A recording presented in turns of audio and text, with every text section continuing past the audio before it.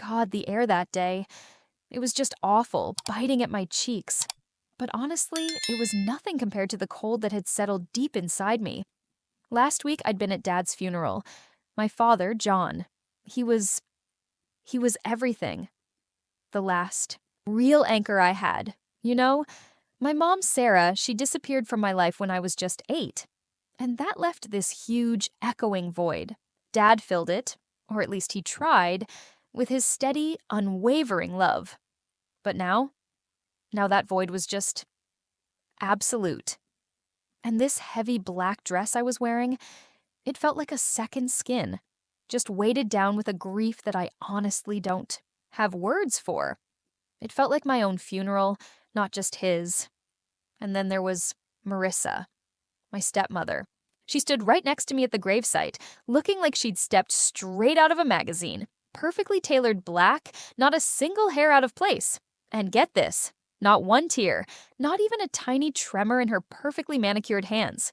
She seriously looked more like some meticulously dressed spectator at a formal event than a grieving widow. I remember feeling so detached from her, like we were on different planets, experiencing entirely different realities. For over 10 years, ever since Dad married her when I was 14, Marissa had been, well, less a maternal figure and more like a really reluctant landlord. She tolerated me being in the house Dad built, but she never, ever made me feel welcome. Her voice was always this cool, measured tone, and her eyes were always distant. I endured her coldness, her little veiled insults, all for Dad's sake. He loved her, or I guess I desperately wanted to believe he did, and that belief was enough for me to just bite my tongue, retreat to my room, and try to be as small and unobtrusive as possible. It was this constant, draining dance of avoidance, a tense, silent ballet of polite disdain. The whole funeral was a blur, honestly. Just sympathetic murmurs, the sickly sweet smell of lilies, and lukewarm casseroles from well-meaning neighbors. I remember bits and pieces, the muffled sobs of relatives I barely knew, and the quiet, reassuring strength of my Uncle David. He's Dad's younger brother, and he kept a protective arm around my shoulders the whole time. David was Dad's closest confidant, a really successful lawyer, and his calm way of being was always a comfort in family crises. But Marissa, she just remained an island, like a porcelain doll, totally impervious to the raw, messy reality of grief. It was like she was in her own sterile bubble, completely untouched by the profound loss that had just shattered my world. It was honestly unsettling, kind of chilling, how unaffected she seemed. Like Dad's death was just some minor inconvenience, a business transaction to be finalized. Later that same day, the house felt enormous. It just echoed with the deafening silence of Dad's absence. That stale smell of funeral food was still lingering, you know? It was this heavy, unsettling reminder of everything. I was just curled up in the worn armchair in the living room. That's where Dad and I used to have our quiet evenings, staring blankly at the unlit fireplace. Every tick of the grandfather clock seemed to mock the stillness, just amplifying the emptiness. Then Marissa walked in. Her heels clicked exactly on the hardwood floor, a sound that always grated on my nerves, but especially now. She was holding this pristine white envelope, and her gaze was as sharp and unwavering as ever. My stomach just clenched with this immediate sense of dread. "Clara," she started, her voice totally flat, cutting through the silence like a sharp knife. "I believe this belongs to you." She held out the envelope. My heart, already so raw and bruised from grief, just tightened. There was this mix of dread, but also this tiny, desperate hope. Maybe, just maybe, I thought, delusional, I know, she might offer some comfort, some acknowledgement of our shared loss, no matter how distant our relationship was. Maybe even a kind word, a shared memory of Dad. But those fragile hopes just evaporated the moment I saw what was inside. $500. 5 crisp $100 bills neatly folded. She presented them with this air of clinical detachment, like she was paying a bill. "This is your share," she stated. Her words just dropped into the silence like cold, final stones. Her tone was like, "This is it. This is over. Closure." Closure for her. For me, it felt like a paltry dismissal. A transactional end to a lifetime of cherished memories with the only person who had ever truly, unconditionally loved and supported me. This measly sum was her idea of my inheritance. A meager pittance meant to just sever ties, to erase my existence from Dad's life as easily as she'd wipe a smudge from a polished surface. This bitter taste filled my mouth, hot and metallic, a blend of anger and profound sorrow. It was a slap in the face. A really clear message. You mean nothing to me, and now you mean nothing to this house either. I had actually been staying at the house for the past 6 months, ever since I lost my graphic design job. The economy had hit my small firm hard, and I was one of the first they let go. Dad, always my unwavering champion, had insisted I stay as long as I needed. He kept telling me, "This is your home, Clara. My home is your home." He never, ever made me feel like a burden. Marissa, though, she just barely tolerated it. Her silent disapproval was this constant, low hum in the background, this palpable tension whenever I entered a room she was in. Her eyes would often linger. On me, a subtle but unmistakable judgment, a silent demand for me to just leave, to disappear. That evening, as dusk was bleeding into night, casting these long, eerie shadows across the living room, Marissa delivered the second, even more crushing, blow. I was still curled up on the sofa, clutching one of Dad's old sweaters, just inhaling the faint, comforting scent of him that still clung to the worn fabric. It was like a last vestige of his presence. She walked in again, cup of herbal, tea steaming delicately in her hand. She was the very picture of serene, untouchable composure. "Clara," she said, her voice unnervingly calm, the words precise and chilling. "I think it's time you made plans." I looked up, so confused. My grief-addled mind was really struggling to grasp what she meant. My eyes felt so heavy, my thoughts sluggish. Plans for what? To survive? To just cease existing? She took a slow, deliberate sip of her tea, her eyes cold and assessing, fixed on me. "You have a week to move out. This isn't your home anymore." The words hit me like a physical blow. They just echoed in the silence, so casual, so utterly devastating. She spoke as if she were discussing the most mundane thing, like the weather or a shopping list. As if she hadn't just gutted me a second time, stripping me of the last vestiges of comfort, the last connection to my father's physical presence, my home, the very walls that had seen my laughter and tears, the place where my mother had taught me to bake cookies, where Dad had read me bedtime stories, where we'd celebrated countless birthdays and holidays. It was all being ripped away, reduced to nothing. It was a calculated cruelty, designed to leave me utterly alone and defenseless, with absolutely nowhere to go. I couldn't speak. The shock, this sudden surge of incandescent anger, the profound sense of betrayal, they just choked me. My throat tightened, every muscle rigid. Marissa just turned, her back ramrod straight, and walked out, leaving me alone in that oppressive silence, surrounded by the ghosts of my past and the chilling reality of my uncertain, desolate future. That night, I barely slept. The unfairness of it all, the raw injustice, it just festered inside me, a burning ember of resentment. How could she do this? How could Dad have loved someone so cruel? These questions just spun endlessly in my mind, offering no answers, only deeper pain and a growing, consuming fury.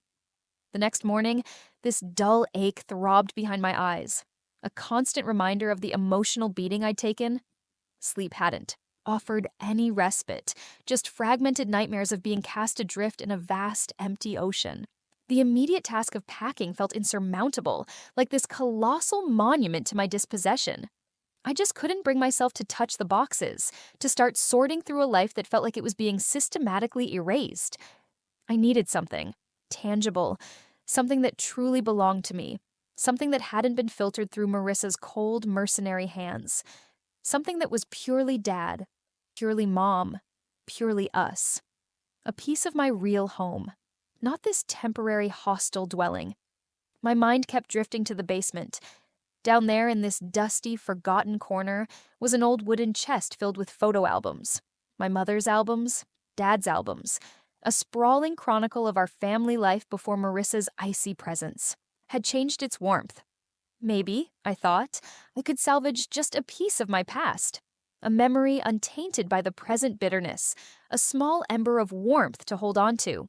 Just a few pictures, a tangible connection to the love that once filled these walls. The basement was a labyrinth of forgotten treasures and discarded junk. The air down there was cool, and it smelled of damp earth, old paper, and this faint, lingering scent of Dad's workshop. Wood shavings, a hint of oil, this comforting masculine aroma that always brought a smile to my face. Fluorescent lights hummed overhead, casting a harsh, artificial glow on the concrete floor, illuminating dust motes dancing in the air like tiny, lost spirits. I navigated around boxes filled with Christmas decorations, ancient sporting equipment, and old, dust-shrouded furniture draped in white sheets. Each object seemed to whisper a forgotten story, a silent echo of a life once lived so vibrantly here. I made my way to the far corner where that chest usually sat, my own personal sanctuary of cherished memories. I spotted it, nestled behind a towering, dusty bookshelf, crammed with Dad's old engineering textbooks, forgotten novels, and stacks of yellowed blueprints. As I reached for the chest, my hand brushed against the concrete wall directly behind the shelf. There was this subtle give, a faint metallic sound, not like the usual rough texture of the basement wall. Curious, my fingers traced the outline, feeling an unexpected smoothness. It was almost perfectly flush with the wall. I pushed harder, my brow furrowed in concentration. And there it was, a strange metal panel. It was almost imperceptible, flush, with the concrete, so meticulously disguised to blend in seamlessly. It wasn't a fuse box or some utility access point. It was too small, too discreetly placed. A shiver of something, not fear, but this nascent sense of intrigue. A tingling premonition ran down my spine. Dad had always been so meticulous, organized to a fault, but he also had this secret fondness for hidden nooks, clever compartments, and solving puzzles. This felt exactly like one of his creations, a final secret riddle left just for me. Pshwa. Fingers explored the edges of the panel, searching for a latch, a hinge, any indication of how it opened. It took a moment, my heart beginning to pick up its pace, a frantic flutter of excitement and dread. But then I found it. A tiny, almost invisible button on the lower right corner, barely larger than a pinhead. I pressed it. With a soft, almost inaudible click, the panel popped open, revealing a dark, shallow recess. My breath hitched. Inside, nestled on a small, crudely fashioned wooden shelf, was a locked safe. It wasn't some huge, imposing bank vault, but a sturdy, dark gray, fireproof one about the size of a shoebox. It was old, scratched in places, bearing the marks of time, but clearly well-maintained. A small brass dial shimmered dully in the dim light, catching the minimal illumination. A tremor went through me, a sudden rush of adrenaline. Why would Dad have a hidden safe? And why hadn't I or Marissa ever known about it? My father was a man of integrity, straightforward and honest to a fault. The very existence of this secret felt unsettling, yet also strangely hopeful. It hinted at something he'd hidden, something important, something he didn't want anyone else to find easily. Was it old war memorabilia, secret documents, or something else entirely? My mind raced, trying to grasp the implications, a wild, desperate hope sparking within me. My first instinct was to try to open it myself, to spin the dial haphazardly. But I knew Dad's meticulous nature. He wouldn't leave anything to chance. He was an engineer.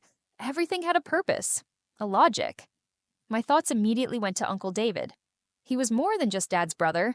He was a sharp, pragmatic lawyer, always the voice of reason and the family's legal compass. He understood secrets, understood the law. If anyone could help me, it was him. He was the one person I trusted implicitly, outside of my father. Pulled out my phone, my fingers fumbling slightly with the cold metal, and dialed his number. He answered on the second ring, his voice warm and familiar, a comforting anchor in the storm I was living through. "Clara? Are you all right, sweetheart?" "I was just thinking about you," he asked, his tone laced with genuine concern. "Uncle David," I said, my voice barely a whisper, thick with a mix of excitement, apprehension, and that lingering thread of desperation. I I found something in the basement. A safe. I quickly explained, trying to keep my voice steady about the hidden panel, the locked box. I didn't mention Marissa's cruel ultimatum yet. The safe felt more urgent, more pivotal. Its discovery had pushed everything else to the back of my mind. This felt like a beacon of hope, however faint, shining brightly in the suffocating darkness. A safe, you say? His voice grew serious, all traces of gentle pleasantries gone. Don't touch it, Clara. Don't try to force it. Don't let anyone else know. I'm coming over. Now. His instructions were clear, his tone leaving no room for argument. I knew he understood the gravity of the situation instantly, and a sense of relief washed over me. He showed up within the hour. His usually composed demeanor was replaced by this look of intense, almost fierce focus. He carried a small, worn leather briefcase from which he pulled out a small toolkit, a testament to his preparedness, and there was this grim determination in his eyes. He didn't ask a lot of questions on the way down. He just nodded, absorbing my rapid-fire explanation, his gaze already assessing the situation, every detail of the hidden panel. We went down to the basement.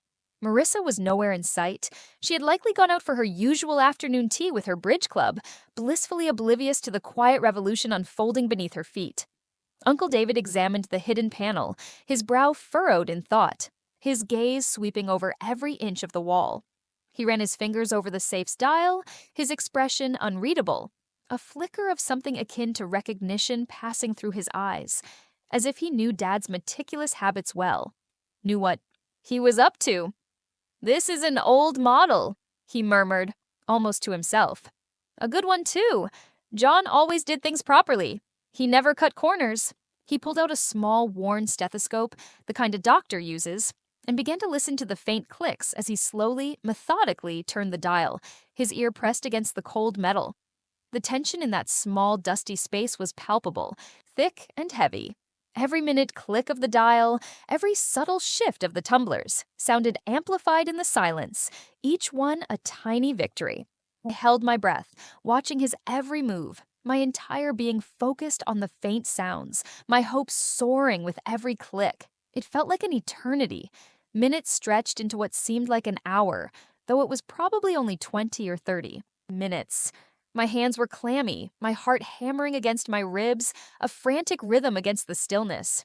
I watched his face, willing the safe to open, desperate for answers, for any shred of hope that might counteract Marissa's cruelty.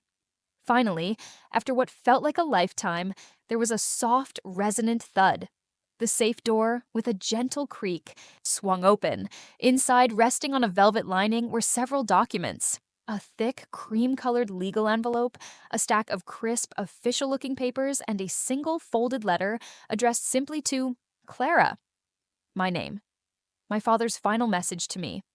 Uncle David pulled out the letter first, his hands steady, though I could see a slight tremor in his jaw, a telltale sign of his own emotional involvement. He handed it to me. My fingers trembled violently as I unfolded the heavy paper. My father's familiar handwriting, slightly faded but still strong and distinctive, filled the page. His loops and flourishes, the way he dotted his I's. It was undeniably him. I could almost hear his voice, calm and loving, speaking the words to me directly, as if he were right there. The first words blurred through the unshed tears that instantly sprang to my eyes. "If you're reading this, Clara, then I'm no longer there to protect you. My heart aches that I couldn't tell you this in person, that I couldn't shield you from what I know will come. But I needed to ensure your future was secure, away from prying eyes and grasping hands." I suspected Marissa's motives for a long time. Not just her coldness towards you, which broke my heart every single day I witnessed it, but her increasing interest in my finances, her subtle, almost imperceptible inquiries about my assets, her veiled comments about securing her future. I saw the signs, Clara, long before I ever admitted them to myself, and I moved quickly and quietly. I couldn't risk alarming her or putting you in danger by revealing my suspicions too soon. My breath caught in my throat, a choked sob escaping. He suspected Marissa. All this time, I had thought her indifference was just her nature, or perhaps a reflection of some flaw in me, some personal failing that made me unlovable. But Dad had seen it. He had known. A wave of both profound sadness for his silent burden and fierce vindication washed over me, a hot, cleansing tide. He hadn't been oblivious. He had been protecting me, even then, planning for my future. It was a love so deep, so enduring, that it reached me even from the grave, a final, perfect act of devotion. I continued reading, my eyes devouring every word, each one a balm to my aching soul, a spark igniting a fire of resolve within me. 3. Months before my death, I updated my will. Marissa knows nothing of it. She thinks the old will, the one that left her a substantial portion, is still valid. But it's not. This house, the one your mother and I built with our own hands, the one filled with our laughter and our memories, is yours. Every penny in my accounts, every asset, every investment, it all belongs to you, Clara. My only child. My precious. Girl, I've included the updated will here, along with the house deed, all necessary bank records and documentation. Uncle David will know exactly what to do. Please, my sweet girl, don't let her take what I built for you. Don't let her erase our legacy, the life we shared.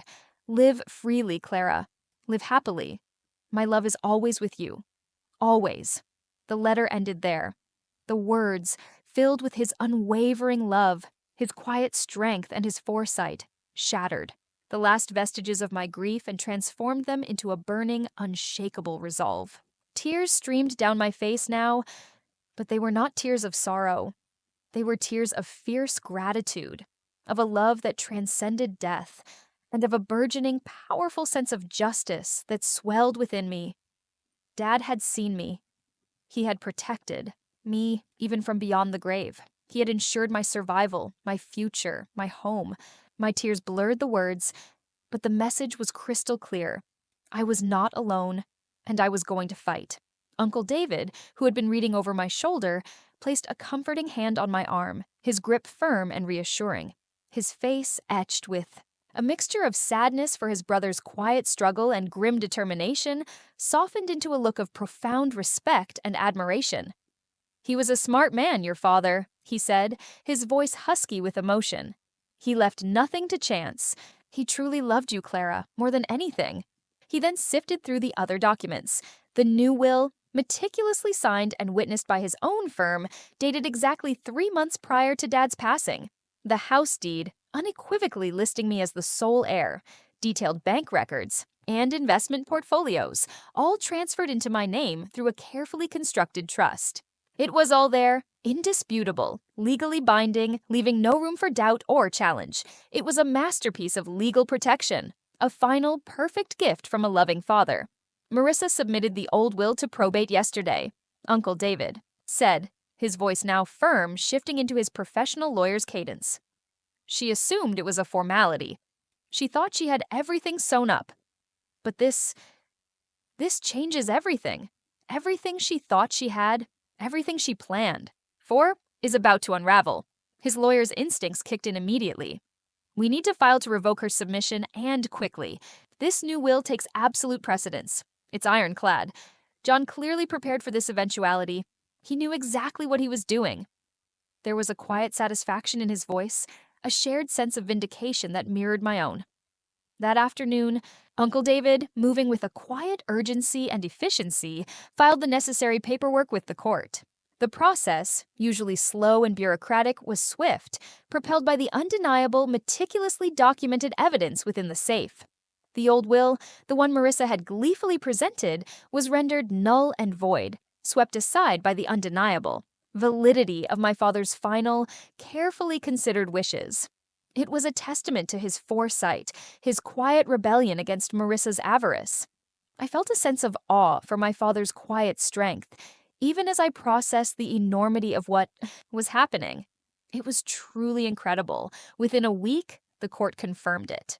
A thick envelope arrived by courier, containing the official decree. Marissa's version was outdated and invalid. Every single thing Dad owned, the house, the bank accounts, the investments, his entire estate, belonged unequivocally to me, Clara, his only child, his rightful heir. The feeling was surreal, overwhelming, a mix of profound relief and an almost dizzying sense of power. It wasn't about the money, not really. It was about standing my ground, honoring my father's wishes, and reclaiming what was truly mine.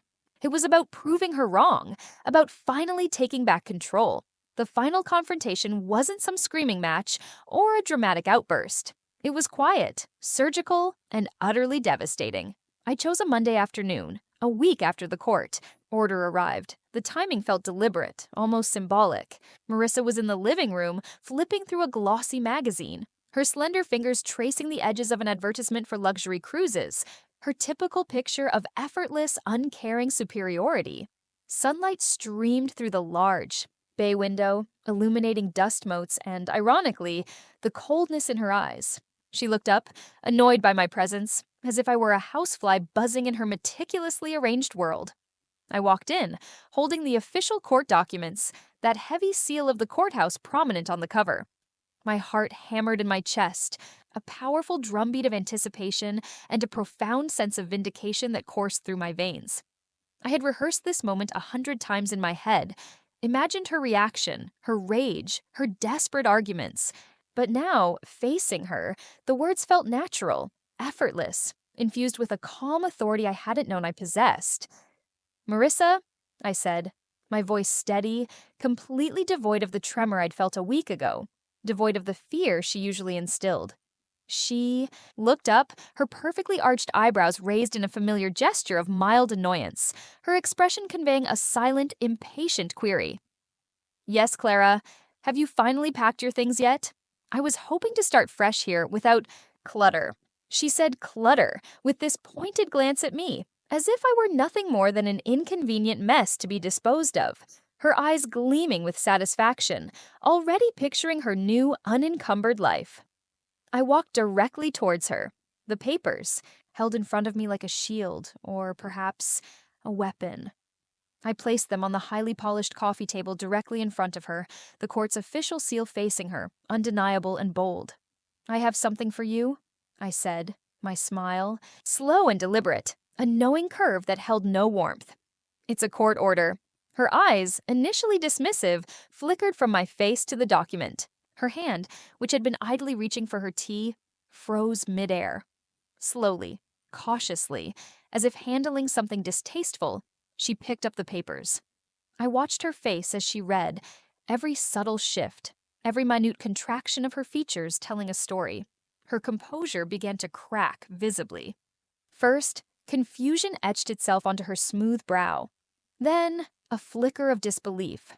Her eyes scanned the dense legal jargon, skipping to the crucial paragraphs, the ones that stated outdated and invalid, and, most damningly, sole heir, Clara Marie Jensen. The color drained from her face, leaving her complexion ashen, sickly gray beneath her carefully applied makeup. Her lips, usually so firm and disdainful, trembled almost imperceptibly. Her perfectly composed facade began to crack, slowly, painfully, revealing the raw panic beneath. This must be a mistake," she whispered, her voice barely audible, a fragile whisper of a woman whose carefully constructed world was crumbling around her. Her teacup, forgotten and neglected, clattered softly as it slipped from her grasp, spilling a small puddle of cold liquid on the polished table. She didn't even notice the mess, her eyes glued to the document, frantically rereading the words she couldn't comprehend. Her whole body seemed to shrink, her posture collapsing slightly, as if the weight of the paper was physically crushing her. I leaned forward slightly, my gaze unwavering, my smile broadening into a triumphant, utterly genuine expression. This wasn't just about the house or the money, it was about Dad's legacy, about my mother's memory, about every subtle slight, every cold glance, every word of dismissal she had ever thrown my way. This was for every time I'd felt like an intruder, in my own home, for every tear I'd shed in silence, for every moment of quiet endurance she had forced upon me. This was my moment of reclamation. "No, Marissa," I told her, my voice clear and firm, the warmth of profound catharsis spreading through me, replacing the years of suppressed pain. "This isn't a mistake." I paused, letting the weight of the words hang in the air, letting her absorb the full, devastating truth. letting the realization sink its claws into her. Then, I delivered the final blow, the mirror image of her cruel pronouncement from just a week ago, a perfect, satisfying echo that resonated through the quiet room. You have a week to move out. Her eyes, wide with shock and dawning horror, finally met mine. The steely composure she had maintained for years, the impenetrable mask of indifference, crumbled entirely, revealing a desperate, cornered animal. For the very first time, I saw genuine, unadulterated fear in them. The casual sipping of tea, the dismissive wave of the hand, the assumed authority, it all came crashing down around her, exposing the fragile, vulnerable woman beneath. She looked lost, utterly and completely lost, a pale shadow of her former self, and it was a sight I would never forget.